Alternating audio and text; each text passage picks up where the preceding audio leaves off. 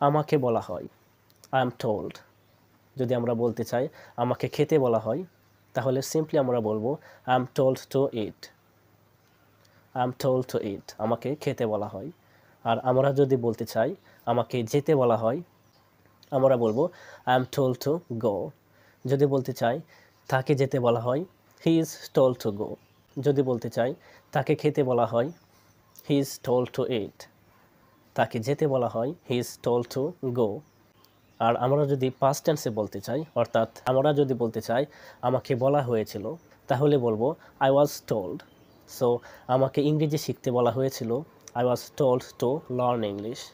আমাকে বাড়ির কাজ সম্পূর্ণ করতে বলা হয়েছিল, I was told to complete homework. যদি বলতে চাই তাকে বলা হয়েছিল, হি ওয়াজ টোল্ড। সো তাকে বাজারে যেতে বলা হয়েছিল, he was told to go to market. তাকে একটি চাকরি নিতে বলা হয়েছিল, he was told to take a job. That's all. Thanks for watching this video. See you in another video. Till then, keep learning, keep practicing. Assalamu alaikum. Assalamu alaikum wa rahmatullahi wa barakatuh. How are you all? Hope you are all fit and fine. Alhamdulillah, I'm also fine by the grace Almighty of Allah subhanahu wa ta'ala.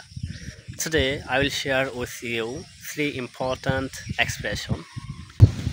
Number 1, I'm stuffed. I'm stuffed কখন বলবেন জানেন? যখন আপনি অনেক খেয়ে ফেলেছেন আর খেতে পারছেন না, তখন আপনি I'm stuffed বলতে পারেন। উদাহরণস্বরূপ বলা যেতে পারে, so many delicious food on the table, but I can't eat anymore. I'm stuffed. Number 2, I'm rusting. I'm rusting কখন বলবেন জানেন? যখন আপনার ওয়াশরুমের ছাপ দিবে, হয়তো 1 নম্বর নয়তো 2 নম্বর। যখন আপনার ওয়াশরুমের ছাপ দিবে, তখন আপনি বলতে পারেন I'm rusting. Number 3, pissed off. আপনি যখন pissed off কখন বলবেন জানেন? আপনি যখন কারো উপর অনেক বিরক্ত, রেগে আছেন, তখন আপনি বলতে পারেন pissed off. উদাহরণস্বরূপ বলা যেতে পারে, you made the same mistake again. I'm pissed off you. That's all. Thanks for watching this video. See you again in another video. Till then, keep learning, keep practicing. Assalamu alaikum.